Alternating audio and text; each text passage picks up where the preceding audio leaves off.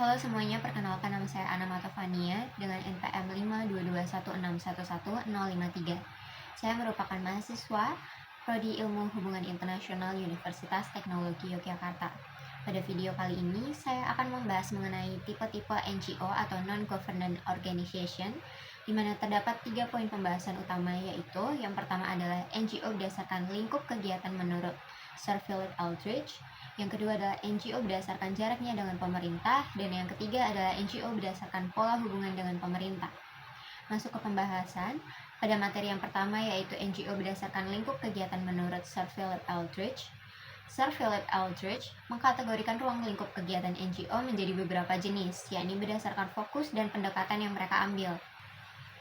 Yang pertama, berdasarkan pendekatan developmental, NGO ini akan berfokus pada program pengembangan masyarakat konvensional yang berfokus pada isu-isu seperti irigasi, air minum, pusat kesehatan, pertanian, peternakan, kerajinan, dan pembangunan ekonomi lainnya. Contohnya adalah Cooperative for Assistance and Relief Everywhere atau CARE International, di mana NGO ini berfokus pada pengentasan kemiskinan, seperti berfokus pada isu keadilan iklim, hak atas makanan, dan air bersih. Kemudian ada Oxfam International, yang merupakan sebuah gerakan global yang bertujuan untuk mengakhiri ketidakadilan kemiskinan, di mana NGO ini mengatasi isu-isu seperti ketidaksetaraan perubahan iklim dan akses ke layanan penting oleh masyarakat. Kemudian juga ada Plan International, yang merupakan sebuah NGO kemanusiaan dan pembangunan yang berfokus pada hak-hak anak dan kesetaraan gender, di mana bidang fokusnya meliputi pendidikan berkualitas, perlindungan dari kekerasan, kesehatan seksual dan reproduksi, keadaan darurat, dan pemberdayaan pemuda. Kemudian, yang kedua adalah NGO berdasarkan pendekatan mobilisasi. NGO pada pendekatan ini akan memusatkan perhatian pada pendidikan dan mobilisasi masyarakat miskin terkait isu-isu seperti ekologi, hak asasi manusia, status perempuan, hak hukum atas kepemilikan tanah, hak pedagang kecil, tunawisma, dan penghuni liar di kota-kota besar. Contohnya adalah Amnesty International, di mana Amnesty International ini berfokus pada hak asasi manusia, bekerja untuk melindungi individu dimanapun keadilan, kebebasan, kebenaran, dan martabat ditolak. Kemudian ada Action Aid. NGO ini tuh bekerja untuk mengakhiri kemiskinan, ketidaksetaraan gender, dan ketidakadilan. Kemudian International Accountability Project atau IAP. NGO ini percaya bahwa masyarakat dapat berbagi pengalaman dan pengetahuan tentang dampak proyek pembangunan pada kehidupan mereka melalui komunitas yang didasarkan pada organisasi ini. Kemudian masuk ke poin pembahasan yang kedua, yakni NGO berdasarkan jaraknya dengan pemerintah. Terdapat 3 tingkatan berdasarkan jaraknya dengan pemerintah. Yang pertama adalah High Level Partnership, di mana pada level ini atau tingkatan ini, NGO memiliki kemitraan yang kuat dengan pemerintah untuk mencapai tujuan pembangunan bersama. Contohnya adalah UNDP atau United Nations Development Program. UNDP bekerja sama dengan pemerintah di berbagai negara untuk mendukung pembangunan berkelanjutan dan pencapaian tujuan pembangunan berkelanjutan atau SDGs.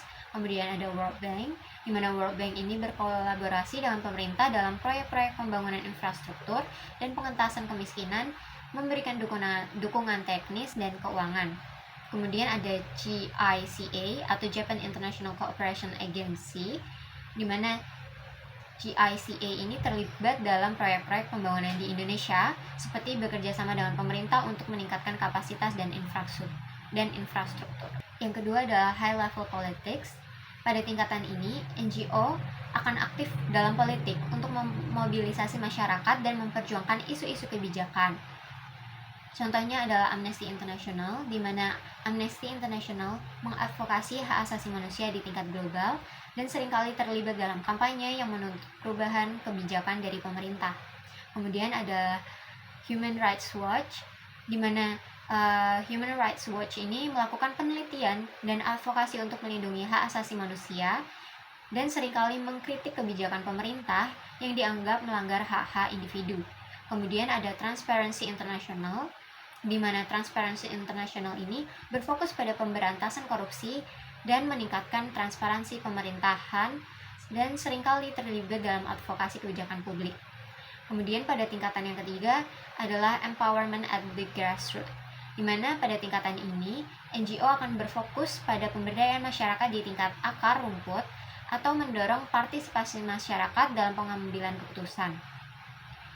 Contohnya adalah Oxfam International, di mana Oxfam International ini mendorong partisipasi masyarakat dalam program-program pengentasan kemiskinan dan keadilan sosial, memberdayakan komunitas untuk terlibat dalam proses pembuatan kebijakan.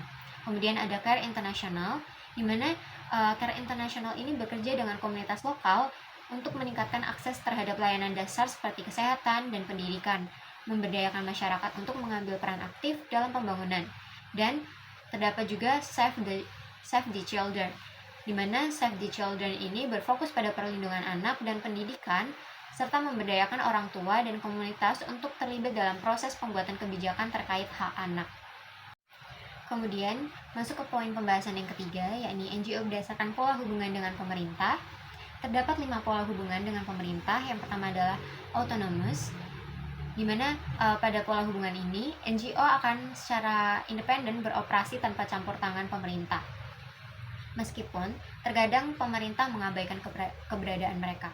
Contohnya adalah Oxfam International, di mana Oxfam International ini telah berfokus pada pengentasan kemiskinan dan ketidakadilan sosial. Oxfam International sendiri juga seringkali beroperasi secara mandiri, meskipun mereka juga terlibat dalam dialog dengan pemerintah. Kemudian ada Greenpeace, di mana NGO ini merupakan NGO yang berfokus pada masalah lingkungan atau isu lingkungan, yang berjuang untuk perlindungan lingkungan dan seringkali mengkritik kebijakan pemerintah tanpa terikat pada kerjasama formal. Kemudian ada Human Rights Watch, di mana Human Rights Watch ini memantau dan melaporkan pelanggaran hak asasi manusia di seluruh dunia dengan seringkali tanpa dukungan atau persetujuan dari pemerintah. Kemudian, pola facilitation atau promotion, di mana pada pola ini, NGO bekerja sama dengan pemerintah untuk mempromosikan kebijakan atau program tertentu. Contohnya adalah UNICEF, di mana UNICEF telah bekerja sama dengan pemerintah di berbagai negara untuk meningkatkan kesehatan dan pendidikan anak-anak, memfasilitasi program-program yang mendukung kebijakan publik. Kemudian ada World Wildlife Fund atau WWF, di mana WWF bekerja sama dengan pemerintah untuk mempromosikan kebijakan konservasi dan pengelolaan sumber daya alam yang berkelanjutan.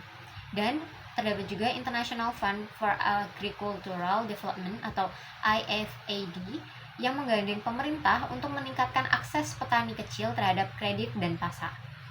Kemudian pada pola yang ketiga adalah pola collaboration, di mana pada pola ini NGO memiliki kemitraan formal dengan pemerintah untuk mencapai tujuan bersama.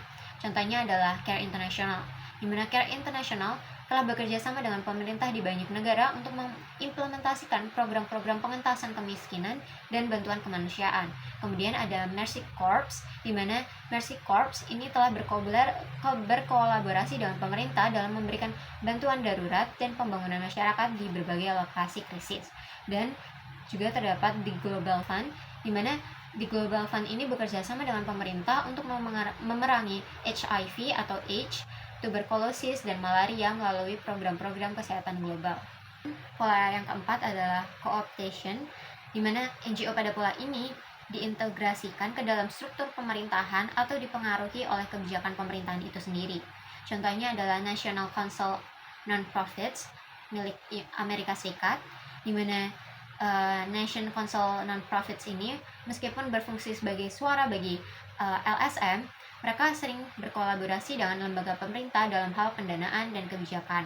Kemudian ada Israel Third Sector Organization, di mana banyak LSM di Israel yang menerima dana dari pemerintah sehingga menjadi lebih terintegrasi dalam kebijakan publik. Kemudian juga terdapat European Citizen Action Service atau ECAS yang mendorong partisipasi warga dalam proses politik, tetapi juga beroperasi dalam kerangka kerja yang didukung oleh lembaga-lembaga pemerintah Uni Eropa. Kemudian pada pola hubungan yang kelima adalah containment atau dissolution. Pada pola ini, NGO akan menghadapi pembatasan atau penutupan oleh pemerintah karena dianggap sebagai ancaman. Contohnya adalah Amnesty International, di mana Amnesty International mengadvokasi kebebasan sipil dan hak asasi manusia, seringkali menghadapi penutupan atau pembatasan di negara-negara otoriter seperti Belarus. Kemudian ada Human Rights First, di mana Human Rights First ini menghadapi tekanan dari pemerintah di berbagai negara ketika melakukan advokasi untuk hak asasi manusia. Dan juga terdapat International Federation for Human Rights atau FIDH yang beroperasi di banyak negara yang memiliki catatan buruk tentang hak asasi manusia. Nah, FIDH ini juga seringkali menghadapi pembatasan dari otoritas lokal. Jadi sekian pembahasan untuk video kali ini. Terima kasih.